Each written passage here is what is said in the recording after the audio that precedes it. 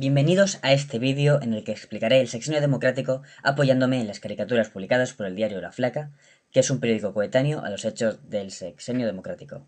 Debido a la gran importancia que tiene este periódico en mi trabajo, es conveniente que primero os hable un poco de él y de su fiabilidad como fuente.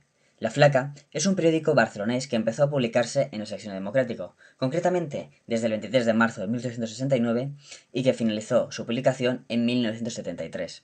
Sus principales rasgos eran su visión profundamente republicana y, sobre todo en los últimos números, apreciamos una visión extremadamente anticarlista.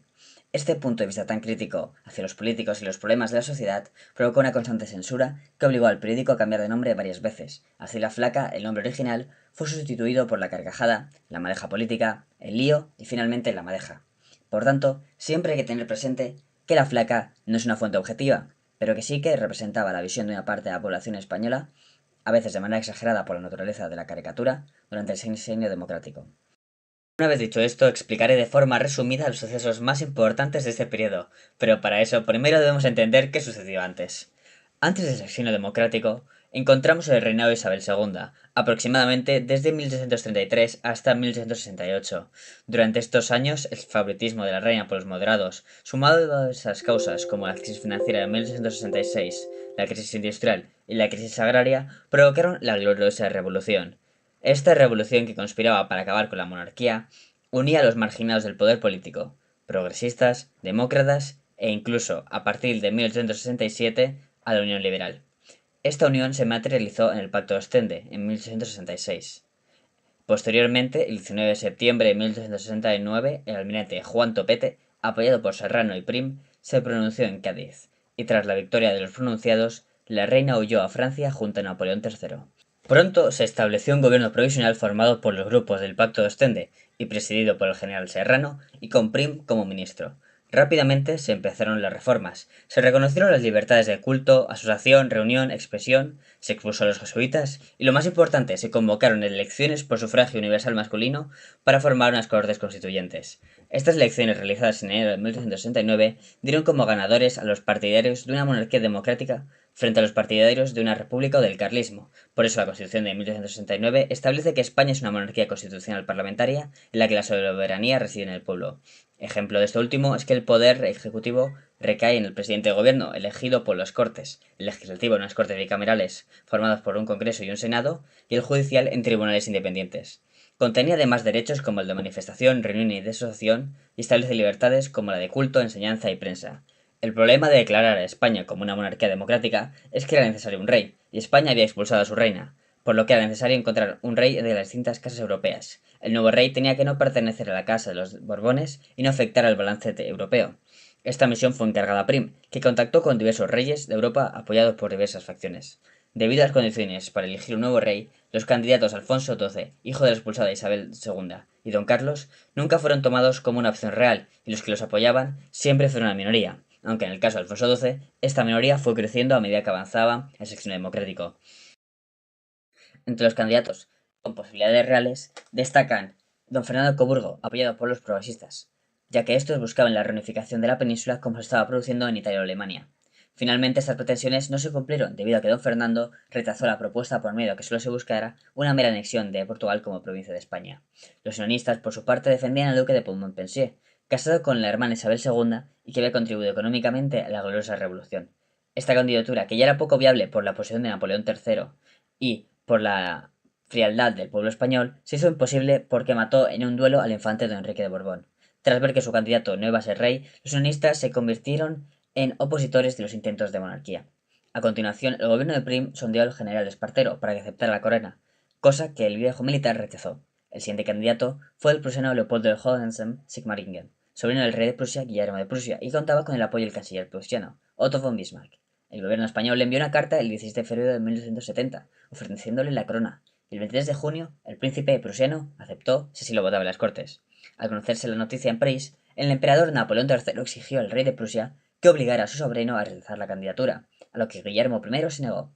Aunque finalmente Leopoldo renunció a la corona española el 12 de julio, esto no evitó que estallara la guerra franco-prusiana. Napoleón, en plena rivalidad con Prusia, entendía como una amenaza próxima el hecho de que dos territorios fronterizos con Francia estuvieran encabezados por miembros de la misma Casa Real. Este nuevo fracaso colocó en una difícil situación al general Prim. Los unionistas presionaron para que Prim aceptara la candidatura del duque de Montpensier, y por su parte los republicanos hicieron público un manifiesto en el que decían que la única solución que daba era la proclamación de la República por las Cortes Constituyentes. Prim consiguió finalmente salvar la situación gracias a que Amadeo de Saboya le comunicó que aceptaba la corona de España. Esto fue posible porque la caída de Napoleón III como consecuencia de la derrota francesa en la guerra franco-prusiana hizo ahora posible la candidatura del segundo hijo del rey de Italia, Amadeo de Saboya, duque de Aosta, que hasta entonces no había sido posible por la oposición del emperador francés. Así, el 31 de octubre de 1870, Amadeo confirmó oficialmente la aceptación de la corona española. El 16 de noviembre de 1870, las Cortes Constituyentes, presididas por Manuel Ruiz Zorrilla, eligieron al duque Amadeo de Aosta, segundo hijo del rey de Italia Víctor Manuel II, como nuevo rey de España, con el nombre de Amadeo I. La solución no satisfacía más que a los progresistas, y fue aceptada con enorme frialdad por la opinión pública española, que no llegó a sentir nunca el menor entusiasmo por el príncipe italiano. Pero como se ha visto, ningún candidato contaba con un amplio apoyo entre todos los partidos, e incluso la opinión pública nunca aceptó con entusiasmo ninguna propuesta, ya que desconocían a los candidatos propuestos. La elección del nuevo monarca no fue el único problema de esta época. Estallaron también revueltas campesinas de Andalucía para mejorar el reparto de tierras, hubo protestas urbanas contra los consumos, las quintas y el alza de precios, surgieron levantamientos de carácter republicano, pero sobre todo comenzó la guerra de Cuba tras el Quito y Yarra. Esta guerra supondrá un problema para todo el sexenio democrático, ya que durará 10 años, hasta 1878. Por todo esto, pero sobre todo por el asesinato de Prim, el principal apoyo al reinado de Amadeo, este no comenzó bien con su reinado. El 2 de enero de 1871, tras el juramento de las Cortes, España contaba con un nuevo rey. El reinado de Amadeo se caracteriza por una estabilidad constante. Sus partidarios están envueltos en continuas disputas internas, dejándole solo frente a los ataques de sus opositores. Entre sus opositores se contaban los republicanos, los carlistas, que apoyaban al reinado de Don Carlos bajo el lema Dios, Patria y los fueros, y la Iglesia, que no perdonaba la pérdida de los estados pontificios del Papa a favor de la Casa de Saboya, y por tanto una parte del clero apoya a los carlistas que defendían los valores tradicionales de la religión. También se oponían los industriales burgueses y los terratenientes, que veían en el rey una amenaza para su poder oligárquico y tampoco aceptaban el librecambismo. Todo esto se agravó con el estallido del conflicto carlista y la guerra en Cuba, problemas que afectan a todo el sexenio democrático. Finalmente, la falta de apoyo y la abundante oposición, sumada a las crisis y los problemas de Cuba y la guerra carlista, hicieron que el 2 de febrero de 1873, tras 2 años en el gobierno, Amadeo abdicara por él y sus descendientes. Su marcha provocó un vacío en el poder que las Cortes suplieron, proclamando la Primera República Española el 11 de febrero.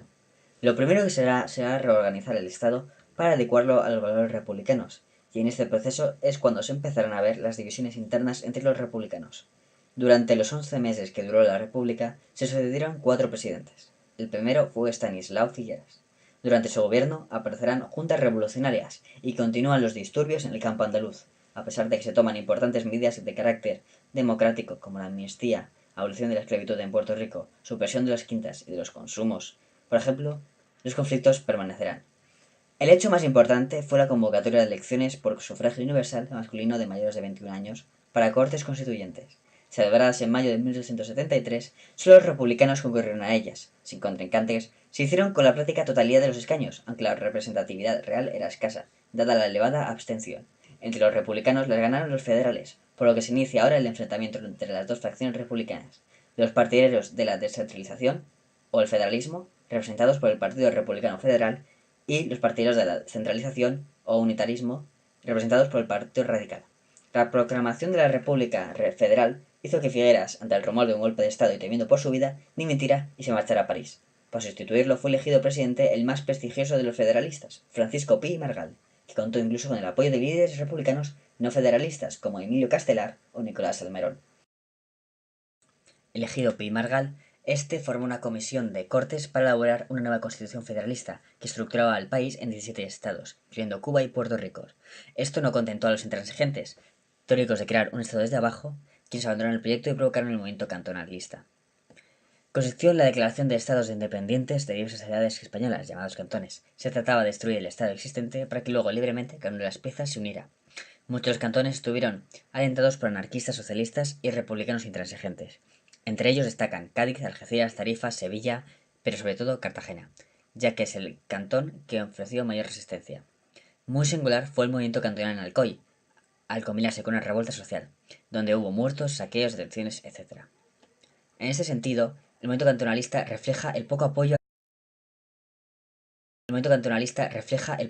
a la República, ya que este se reducía a un grupo de gran relevancia intelectual, pero muy minoritarios. Ante esta situación, y en medio de la incomprensión en julio de 1673, Pi Margall dimite. Las Cortes eligieron entonces como nuevo presidente a Nicolás Salmerón. Durante aquellos meses la República se sintió acosada desde el triple frente de la guerra en Cuba, la contienda contra los carlistas y la lucha contra los cantonalistas. A pesar de arreglarse más o menos el problema cantonal debido a acudir a los militares como Martínez Campos o Pavía, su mandato solo duró 3 meses. Dimitió para no firmar sentencias de muerte contra los obligados cantonalistas. El último presidente fue Emilio Castelar, que gobernó bajo el lema de orden y autoridad por decreto ley, por mandato de las Cortes durante 3 meses para intentar una recomposición de la estructura de Estado en sentido unitario. Buscaba un acercamiento a las clases acomodadas, que en su opinión eran fundamentales para la supervivencia de la República. Por ello constituyó sobre la posición de la izquierda republicana. Entre las medidas que tomó destacaron el recorte de libertades constitucionales, la implantación de nuevo del arma de artillería, la concesión de más recursos del ejército, etc. Logró así el apoyo de los partidos que se habían retraído en las elecciones de mayo, pero se anejenó la voluntad de una parte del espectro político republicano. A finales del año circulaba por Madrid el rumor de que Castelar tendría que abandonar el poder en cuanto las Cortes reiniciaran las sesiones. Poco a poco los militares fueron ganando mayor peso en la política, y ante la amenaza de que la situación retornara de nuevo al federalismo, el general Pavía, capitán general de Madrid, entró en el hemiciclo de las Cortes y las disolvió el 3 de enero de 1874, cuando estaba discutiendo la posibilidad de prorrogar el mandato a Castelar, para que siguiera gobernando por decreto ley. Pavía intentó formar un gabinete liderado por Castelar con elementos de distinta afiliación política, excluyendo a los federalistas, pero fracasó. Se instaló de nuevo en el poder el general Serrano en una república presidencialista unitaria, cuyo régimen, al apoyarse cada vez en el ejército, sofocar los levantamientos cantonalistas, carlistas y cubanos, adquiría por momentos tintes autoritarios. La oposición alfonsina liderada por Cánovas del Castillo ganaba cada día más adeptos entre aquellos que añoraban el orden, la paz y la ley de antaño. A finales del año, el futuro Alfonso XII publicaba el Manifiesto de Sandhurst, por el que se ofrecía a los españoles como garante de la reconciliación nacional tras años de inestabilidad. Cánovas esperaba volver a los Borbones al trono por aclamación popular, pero el general Martínez Campos se adelantó cuando el 29 de diciembre de 1864 se pronunció en Sagunto y proclamó a Alfonso XII como rey de España, comenzando así la restauración.